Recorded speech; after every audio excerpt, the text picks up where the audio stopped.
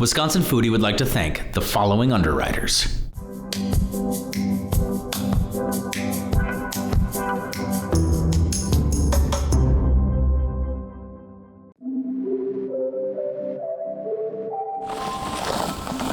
I'm Tony DiMaggio, welcome to Sacred Blossom Farm. We are in Gilmanton, Wisconsin, which is in southwest Wisconsin, about 45 minutes from the Mississippi River. So I moved out here to beautiful Wisconsin so I could be near my family, and I started Sacred Blossom Farm. I've been farming here, this is my 7th season now, and I really love what I do. I'm so happy to have this work and this life, and I'm so glad to share what I grow with all of you. Everything I do here is I grow herbs the very, very best quality I can. I select varieties that maybe they don't produce the most, but they're the most potent and the most flavorful. And I do everything by hand with the intention of doing the absolute highest quality. I grow ashwagandha, tulsi, lemongrass, lemon balm. I dry and process apples. I grow dry and process beets, stevia leaf, a variety of mints, and about 30 more things.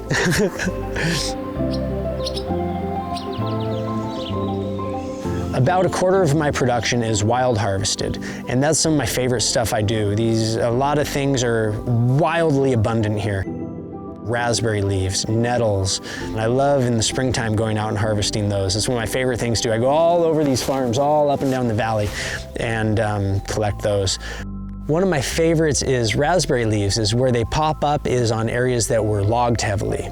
So they come and go in different patches and they'll get logged, and then about 2-3 years later it'll be thick with wild raspberry. And then 3, 4, 5 years later, it's gonna be gone. It doesn't matter if I harvest it or not.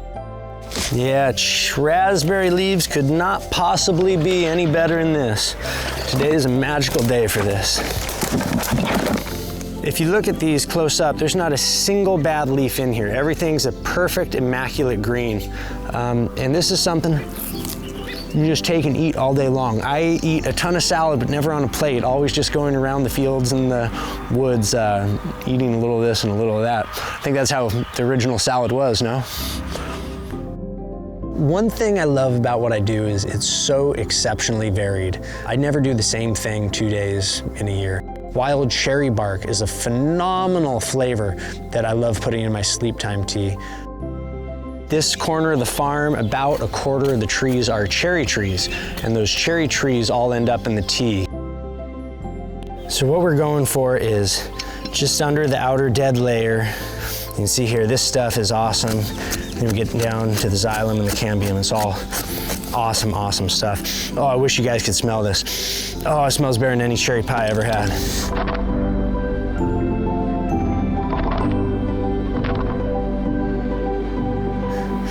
Just need a hair of breather.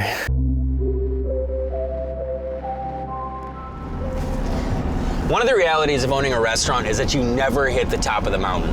There's always areas and room to grow. One of the weak spots of the cafe is our tea program, specifically our herbal tea program. And I actually just recently learned that there's an herbal tea maker right here in Wisconsin, almost in my backyard. So today, we're gonna walk through Sacred Blossom with owner Tony, and he's gonna show us how to make some tea, but also he's gonna allow me to take the tea back to the Driftless Cafe, where I, with executive chef Mary Kastman, will create some dishes that are based on these new flavor profiles for a completely unique Wisconsin dining experience.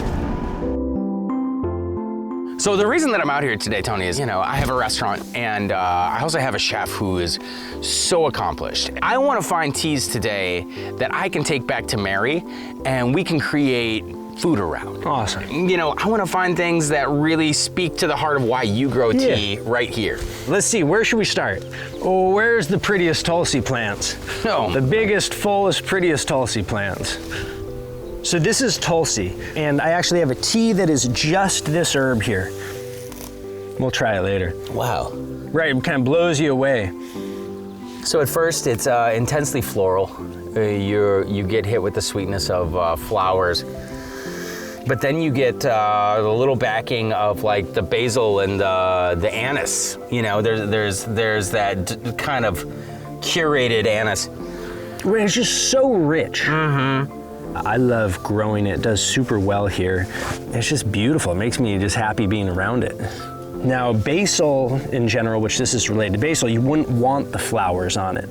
But for me, it's very clear the flowers are a big part of the medicine of this plant. Sure. And I know these plants are perfectly ripe now because you see the petals are starting to fall off. And then they're super loaded with bees. I bet there's 5,000 bees in this field right now. Easily. I mean, it's electric with bees. You walk through it and it drowns out the wind, it drowns out everything, even your own thoughts. It's so concentrated, which speaks to having a healthy biome. I mean, it really is quite remarkable to be in a field literally teeming with life and energy.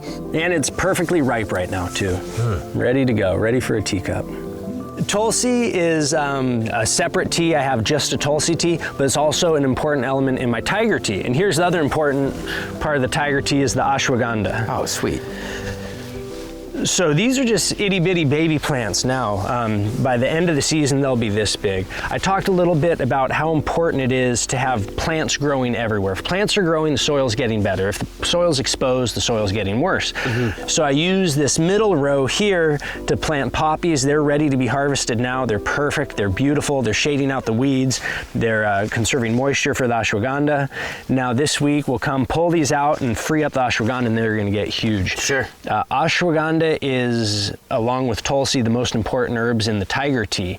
And that's something everyone can drink every day, not like coffee to give you a crazy energy spike, but just build energy day after day. And that's what I drink every day. Tiger is the go-to tea for a lot of people. It's really good. Well, talk to me about the flavor profiles of a tiger tea. Like, what is it that you're looking for to go along with that energy? Yeah, so Tulsi is the main flavor. I also have hyssop in there, which complements the Tulsi very nicely, and then lemongrass. Cool. And those are the main flavors that really come out. Awesome. Is there a specific type of tea that you would just offhandedly suggest to pair with food? I mean, like herbal tea. Angel every time. So Angel won first place at the Chicago International Tea Festival. It's my iced tea. Everyone loves it. It just tastes great. And it has the mint and the fennel, so good for digestion. Again, excellent iced. Angel every time. And this would be the thing to have at your cafe. This is beautiful. Oh, look at that color. Man, I definitely get like herbal aromatics. Oh, that's delicious. Right? That's refreshing, delicious. Perfect for a hot day. Mint, for sure. And that was the aromatic that I was getting. You get stevia. I can feel that one in there, but it's really nicely balanced. Right, so it's less than 2% stevia, and it has other sweet ingredients too. Milky oats, fennel, apples, elderberries, lemon balm all contribute a little bit of sweetness. And then the beets give it the nutrients and that beautiful color as well. That's great. And it's good hot, it's good iced. No, this is totally quality. And no sugar in it either. Right. One of the things that brought me into herbal tea is you look at the beverages people drink, right? Sodas, alcohol, sports drinks. They're all bad for you. Yeah. When beverages could be an important, really healthy part of the diet. So that's one reason I love doing this. This next one we're gonna try here is Tiger. So Tiger is about 30% Tulsi, but it also has the ashwagandha, ginseng, lemongrass, and hyssop. Okay. So this is perfect for people who want to replace coffee, for people who want to avoid coffee, like a great kind of daily ritual. Try that, see what you think. So on the nose, I get the Tulsi again. I'm starting to pick up on that.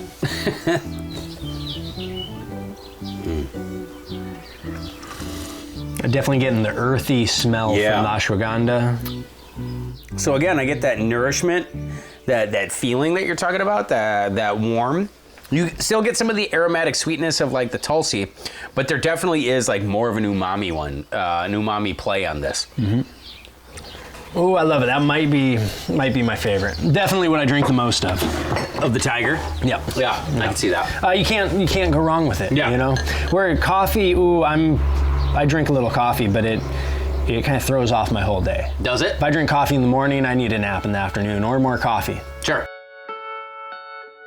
This last tea we're gonna try, the chocolate mint, is special for you. I went and got every single mint tea they have at the supermarket before I committed to growing this, and I brewed 8 types of mint tea, and I got my herbs that were from storage. They were, 8 months old.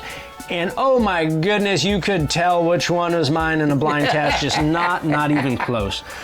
This variety of chocolate mint isn't the most robust grower, but for me, it's not about producing the most volume, but like these really spectacular teas. So anyway, this tea is it's pretty hard to grow, but it's so worth it. I love mint tea. Okay. I mean, that was kind of like the staple growing up. Because I grew up in a big coffee household, but like if you were feeling under the weather, you wanted that warm beverage before bed, it was always mint tea. So is there such a thing as too minty? I don't know. Maybe. To each his own. For me, I think this is pretty intensely minty. Yeah. But I've talked to a lot of mint tea lovers, and they say, "Oh, this is it." Yeah, right. And I would never have a cup of just mint tea myself. Really? Well, it depends. Again, for a headache, for indigestion, you can actually drink a cup of tea of this tea, delicious. sit down, and you feel it in your system very strongly. It's not your average cup of mint tea. No, you might not get this one back.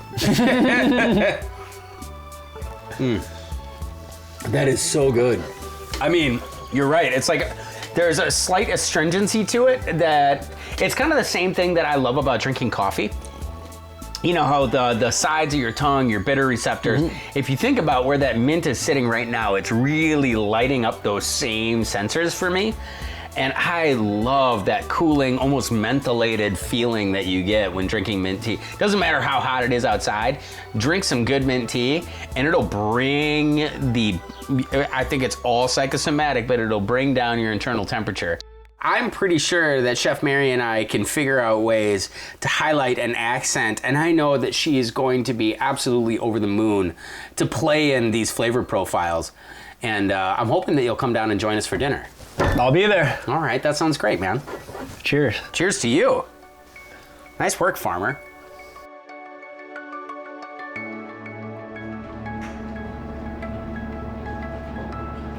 I thought it would set up a really fun shoot today if we got Farmer Tony's teas in here, the Sacred Blossom, and kind of played, and you did your version of what Mary Kastman does, and I do my version of what Luke Zahm does as 2 professional cooks under the same roof in the same place.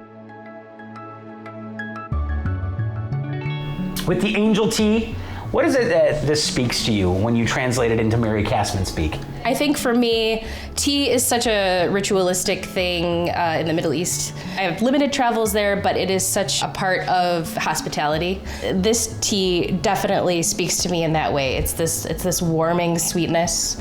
It's sort of that hospitality aspect that I try to remember every day when I'm here. It's something that reminds me of I want to eat. When I drink this tea, it does make me want to eat something because it's warming. All of those warming elements are warming up the belly.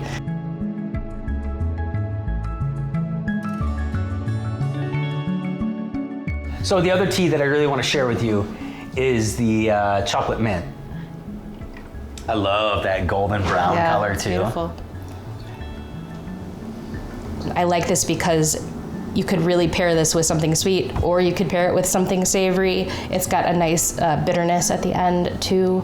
I really like that finish. Here are 2 base ingredients. Right. We have the angel tea with its levity, its warmth, all those beautiful, milky notes, the sweetness that is inherent in this tea. And then we have this mint tea that is a base. It's a solid foundation to work from. Right. Where does your creative mind go?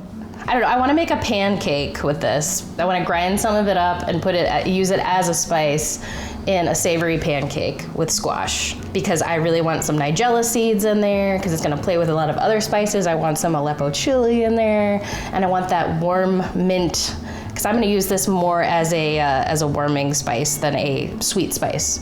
I think that a lot of times people just gravitate towards mint as something that's for sweetness, but I'm always like, how do I add that warm element to this dish without using something like cinnamon that's gonna overpower allspice, and mint is always my go-to for that. So I'm thinking a really delicious squash pancake with some of this chocolate mint tea in there, and yeah, some other things, and then pairing it with the tea as well, I think will be great. I'm gonna do a little bit of tomato brown butter, which also plays really well with that mint, so I think it's gonna be really nice.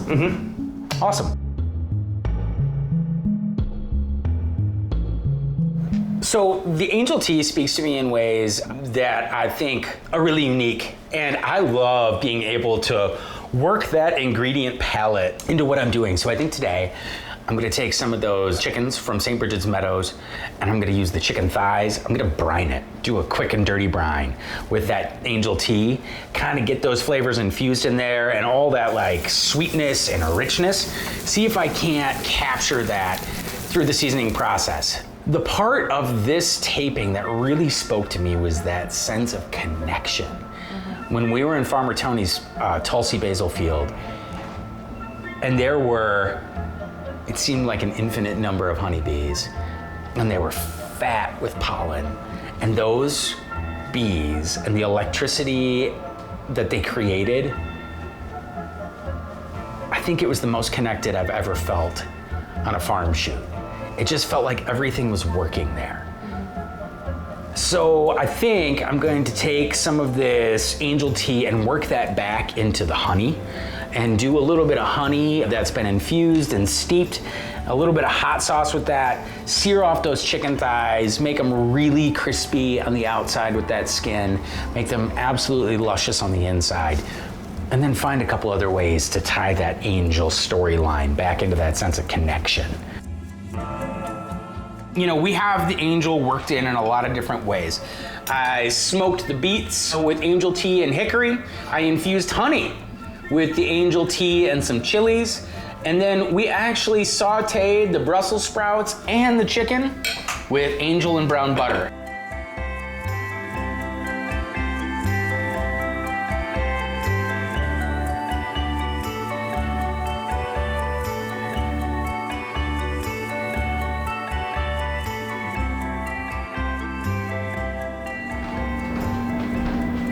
Nice to see you guys. Good to see you, Tony. Ooh. Looking good, guys. Takes one to know one. To the tea. Cheers. To the connection. To the sense of shared community. Thank you, guys. Thank you.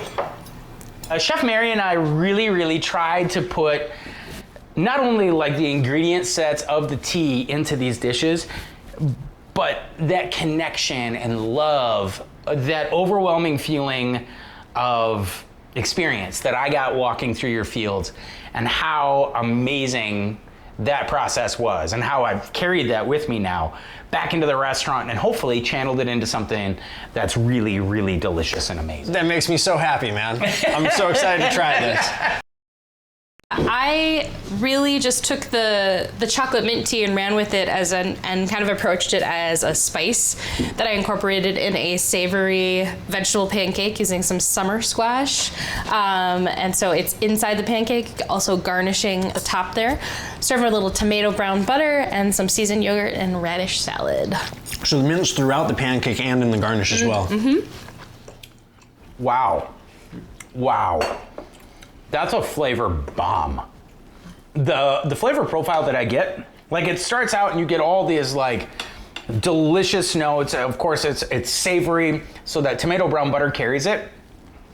But then on the end, on those final notes, as that richness is kind of fading away, that mint comes in, and it's so refreshing and adds so much levity.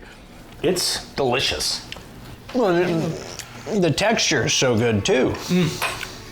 I'm blown away. I mean, I get a chance to see your food all the time, Mary, and this is sublime. It's truly delicious. I love how all these ingredients kind of work together. So what do we have going on? Let's try the chicken. The chicken! So this dish, the homage to angel, the smokiness in that beet with the angel and the honey, and I love that contrasting crunch. I mean, it's not really cooked, it's just smoked. So you get a little bit of that levity that creates that super interesting bite, but I get the heat from the chili. Yep. I get the aromatics out of the angel, and I gotta say that fennel in that angel tea with that honey, that push-pull, so good. I think the smoked beet is brilliant. It's such a nice accompaniment to that tea. It really just brings that out. It ties it all together. Really, really good. And the textures of everything here. It was such a treat for me. You know, I'm used to a lot of people making tea with my food, but to make food with my food, like what a special thing. It took me hundreds and hundreds of iterations to get this angel flavor, just how I like it with all the 13 different herbs in there. And brought out in this chicken, it's like a whole nother level. Well, it's truly an honor to be able to work with such great ingredients and great people. So with that being said, cheers. Cheers. To the tea. To the tea. To the chefs. To the farmers.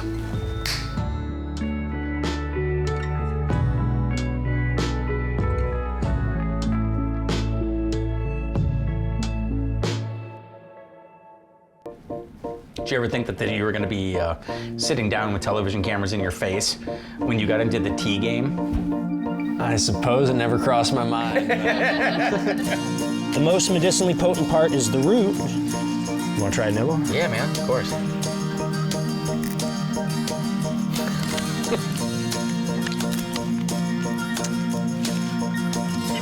It looks good in person, but on TV it might look funny. Do I have something in my teeth? Wisconsin Foodie would like to thank the following underwriters. The dairy farmers of Wisconsin are proud to underwrite Wisconsin Foodie and remind you that in Wisconsin, we dream in cheese. Just look for our badge. It's on everything we make. I'm going out to pasture with the cows this morning. At Organic Valley, we're on a mission to save small family farms. Tasting pretty good. And you can join us.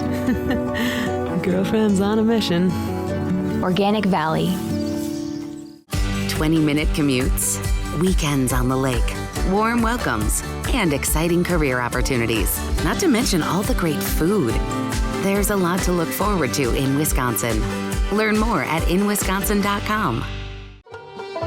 Employee-owned New Glarus Brewing Company has been brewing and bottling beer for their friends only in Wisconsin since 1993. Just a short drive from Madison, come visit Swissconsin and see where your beer's made. Wisconsin's great outdoors has something for everyone. Come for the adventure, stay for the memories. Go wild in Wisconsin. To build your adventure, visit dnr.wi.gov. With additional support coming from The Conscious Carnivore, from local animal sourcing to on-site, high-quality butchering and packaging, The Conscious Carnivore can ensure organically raised, grass-fed, and healthy meats through its small group of local farmers. The Conscious Carnivore. Know your farmer, love your butcher. Additional support from the following underwriters.